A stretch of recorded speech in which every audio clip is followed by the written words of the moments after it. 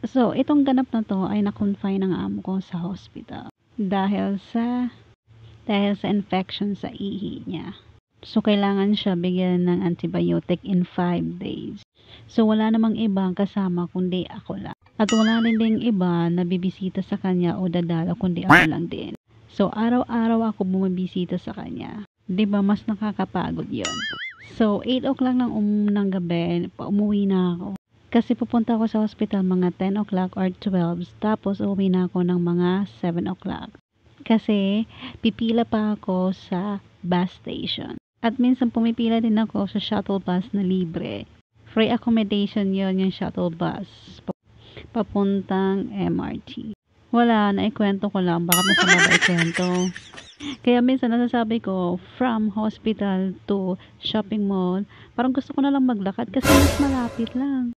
Kaysa yung mag-shuttle bus ka, umikot. Kaso ang problema naman pag maglakad ka, di mo alam kung saan ka papunta. At ngayon lang talaga ako uuwi ng gabi sa bahay. Mostly kasi pag day off ko, nasa bahay na ako ng 2 or 3 or 4. Meron kasi akong curfew. Kailangan 6 PM nasa bahay na ako. Not like others na wala talaga silang curfew. Anytime pwede sila umuwi. Kaya yung mga display sa Sentosa or sa Merlion, nakakita nila yung lightning talaga or mga fireworks. Hoping someday makakita rin ako kaso hindi talaga ako pwede hanggang 6 PM lang talaga. Pero okay lang yan kasi ang pinunta ko dito is trabaho, hindi gala. Masasabi mo na lang talaga na trabaho at gala ang pinunta mo dito sa Singapore eh. Kaso hindi trabaho lang pala. Kahit nga makipag-date, hindi mo na magawa. Kasi wala namang nagyayaya. Tapos sasabihin ng kaibigan mo, may nagyayaya, ayaw mo lang. Oo, may nagyayaya, may nakikipagkita, pero iba naman ang gusto. Lang yan. Tapos tatanungin sa'yo, pwede ba yung friends with benefits? Anak ng toko, anong ginawa sa'yo? Parang pinaginawa ka lang para usan dun na. Tapos yung iba naman, hey, are you open-minded? Tapos ikaw naman to, nag-overreacting. Tapos nag-reply ka, hindi ako open-minded. Kasi yung utak mo nandun nakafocus, kaya hindi mo na rin masyado naiintindihan. Yung naiintindihan mo na lang yung mga dirty things na gawain ng open-minded. Duh. What the F? Pero minsan pag sabi, are you open-minded? Yes. Tapos biglang magsaset ng, oh my God, it's not inappropriate. Kaya diretso agad block. Hirap na entertain ng mga ganong tao. Masyadong mapusok. So minsan, meron ako na ikwento sa aking kaibigan. Sabi ko, alin bang gugustuhin mo? Yung may pera pero mabait. O yung walang pera na mabait. O diba, biglang na-confuse kung alin ka dun. E di syempre, dun sa mabait na mapera. Pero, rare lang ang mayroong ganon. Hello? Mabibilang mo lang yun ata sa daliri, yung taong ganon. Tapos bigla sabi niya, okay na din yung mabait na walang pera. Kasi daw, puro na lang pera ang iniisip ko, kaya tatanda daw akong dalaga. Naku, di naman ako tatandang dalaga, may anak naman ako.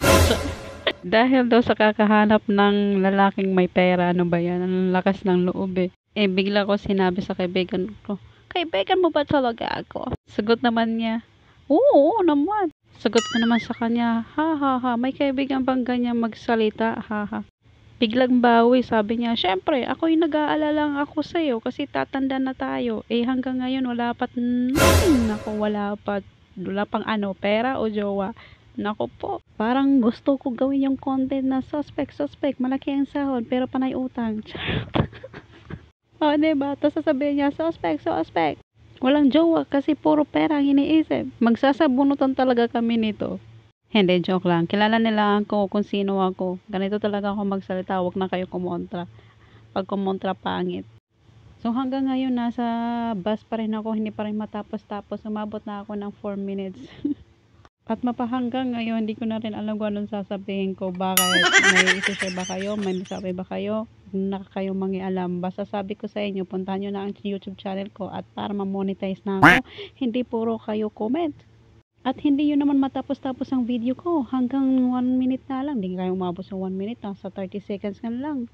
Oh, minute. So, hay nako, ganito na naman ako. Wala rin naman ako masabi. Kanina pa panay kami stopover. Dito sa Singapore, panay talaga stopover kasi hindi mga around, basta maraming hindi, ang totoo dito sa Singapore, maraming spotlight.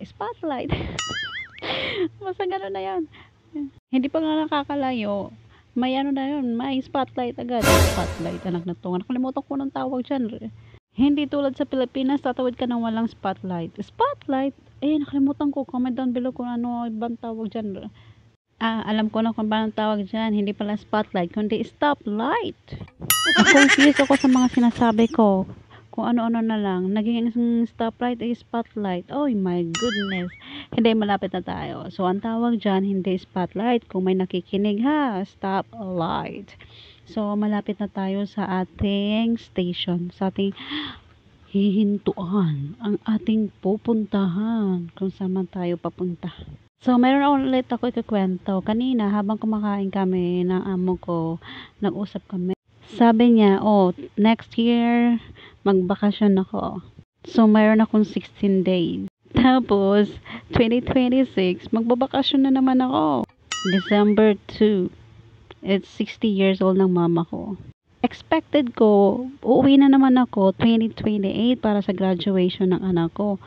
But, I guess I am wrong. On 2027, uuwi pala ako para sa graduation ng anak ko ng 4th year. So bad. You know what? Ang pamasahe ay shoulder ko, hindi shoulder ng amo ko. Tandaan. Depende sa amo kung sila ang mag-shoulder.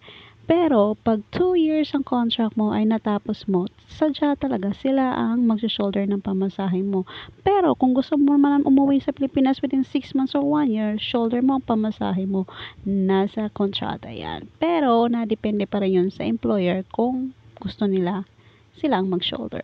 Sana lang, I wish. Bakit ang pamasahe papuntang Singapore to Pilipinas ay nagkukos po ng isang buwang sahod mo?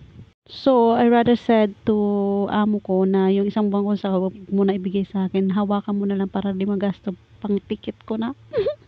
Ang hirap kasi pag baka na sa akin na, uy, nagastos ko, wala din ako makauwi. Diba? Ang lungkot ng kapalaran. So, andito na ako pala sa KFC kasi bibili ako ng aking dinner. Iba na ang tawag ng KFC ngayon, made fresh all. Hindi na, alam niyo ba ang slogan ng KFC? Finger licking good. Wala na, sabi ko. Ang mga nanood, thank you. Ang hindi manonood, pangit. And thank you, bye.